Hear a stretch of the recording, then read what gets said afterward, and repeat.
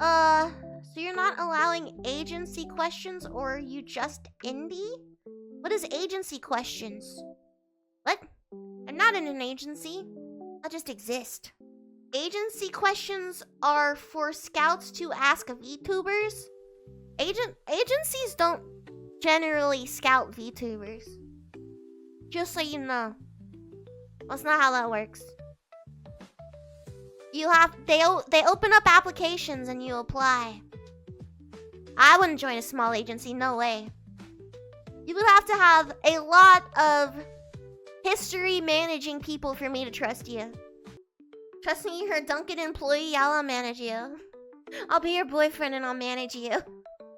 Dude, Shondo was so right for that. I know everybody started drama about that.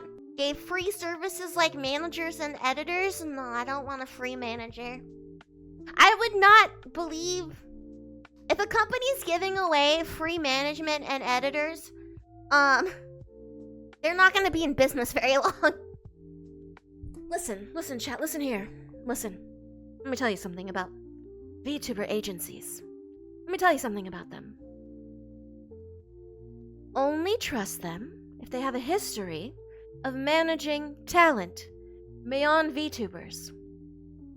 Or they have a lot of fucking money.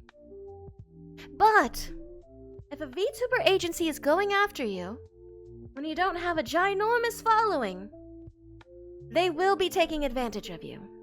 They will be trying to own your brand. They will be taking a percentage of your money. And for what? You don't need a VTuber manager unless you can take in big sponsors. Like, they're managing lots of games. Even worse! You're just piling on the red flags. You're like, oh, they manage lots of people. So a small agency is managing a ton of people. This is giving me full screen vibes. This is giving me machinima vibes. And look how that went. No, you said lots. Dude, never trust these agencies that like pick up people that don't have huge audiences, because they're just farming your money and they'll never take good care of you. Ever. I have never ever in my life seen one of these agencies turn out well. Okay, so your agency allows you to keep 100% of the profits and gives free management and free editing. Yeah, that's a business. That's definitely a business. The red flags just keep piling up.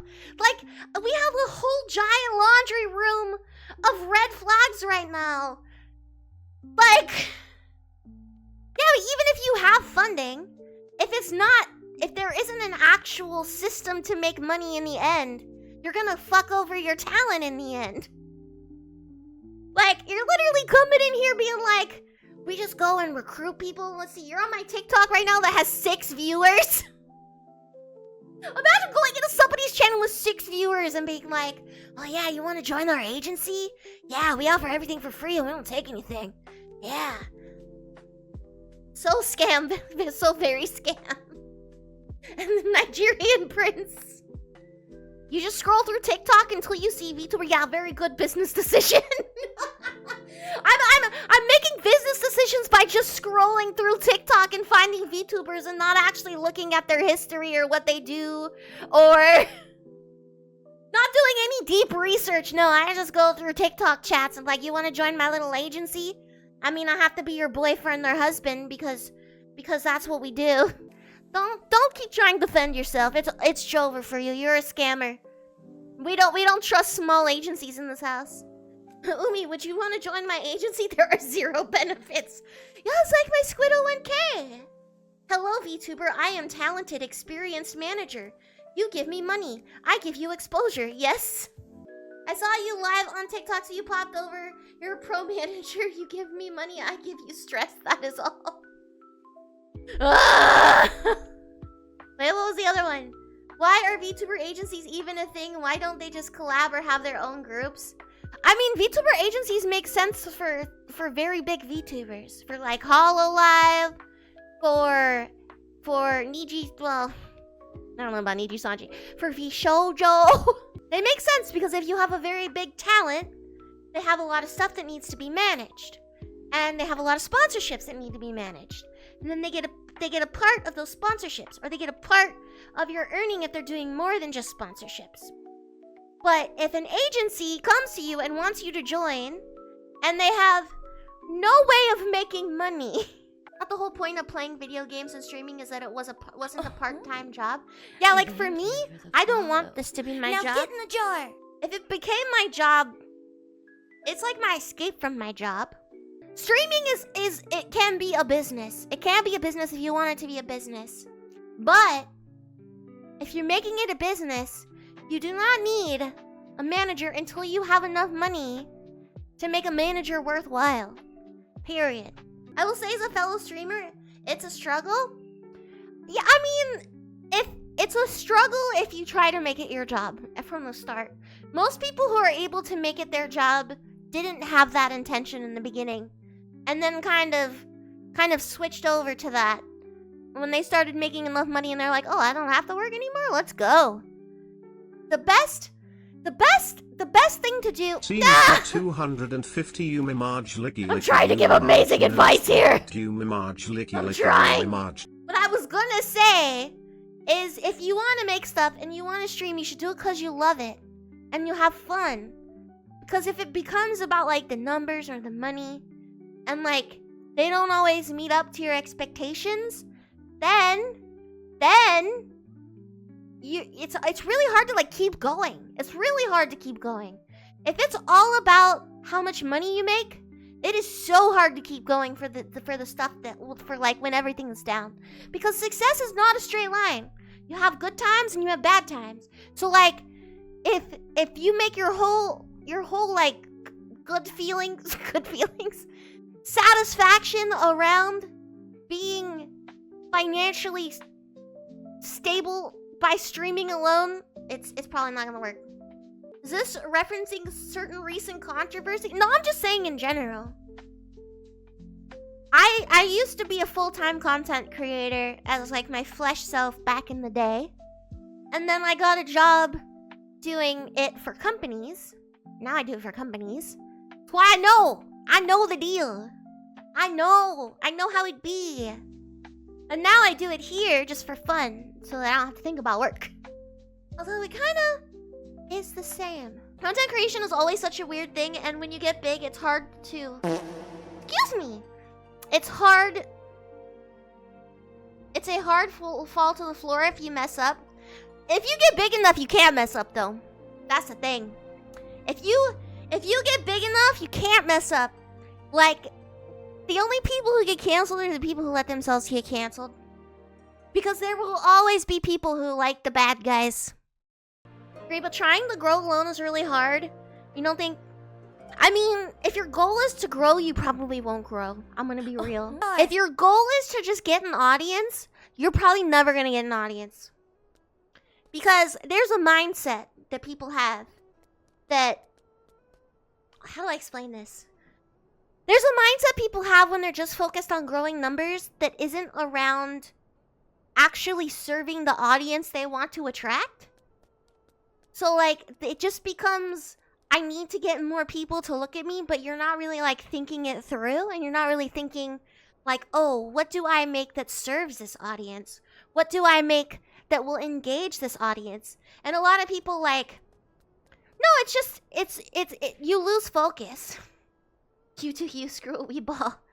Yeah, so, like, I think the people who become the most successful are either just the people who are just purely themselves, and that gives somebody a really relatable person to connect with, or somebody who puts a lot of thought into it.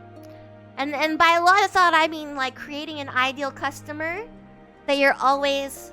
or, well, viewer that you're always making your content geared towards. But, like, when you get in it and you just want to, like, a lot of people get into content creation and they think that, like, they can just get into it and people will want to follow them based on who they are. And that's not always true. The only time that's true is if you get very lucky. But, like, if you focus on... Like, for me, I just come here because I need to disassociate from the rest of the world.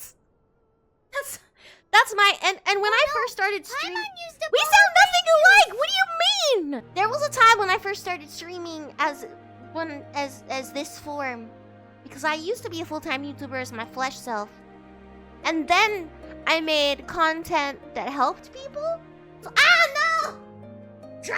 I'm trying to teach people stuff here. I'm trying to be educational.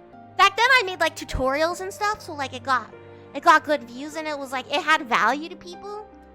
When I started here, I literally just wanted to play games. And there were some times that like I started to think about it as something I had to do, and then I didn't want to do it anymore. And then I thought about it and I was like, why do I feel like I have to do this? I don't have to do it. I want to do it because I enjoy playing games and not like being connected, if that makes sense. Like there's something nice about playing games and you're there with your chat and you're not looking at anything that's happening in the world. And you're kind of like in the bubble for a moment and you feel like nice and comfy. You know what I mean? Yeah, but I think it becomes a chore because if you make it a chore. Like for me, I just had to change my mindset. I was like, oh, why am I thinking of this as a chore? This is my time to have fun and not think about everything going on in the world or all the things I have to do. Like I don't think about my to-do list while I'm here. I'm not thinking about, in a way, streaming became like my meditation because it shuts everything else off except for me talking to you guys and me playing my games. You know what I mean? What sort of advice would you offer to most VTuber streamers in general? Something important that you think most don't know when starting? Don't worry about perfection. I have so many friends that want to do this. And they're just like trying to make everything perfect. But they've been wanting to do it for like 3 or 4 years now. And they still haven't done it. So like, the best advice is to just get started. And not be perfect. When I got started, I made my own overlay. I had a really shitty mic setup. I didn't know how to control my mic. So like, everyone could hear my mouse clicking. And people hung out with me. They hung out with me because they wanted to, even though I wasn't that great yet. And I'm still learning a lot. I still don't know a lot of stuff. But I watch back my stuff and I'm like, oh, I could, you know, change my mic setting this way or change my volume setting this way, or, you know, you look back and also that's a hard part. You need to watch your stuff. You have to watch what you do. You have to go back and look at what you make. And it sucks. Like, it sucks hearing the sound of your own voice.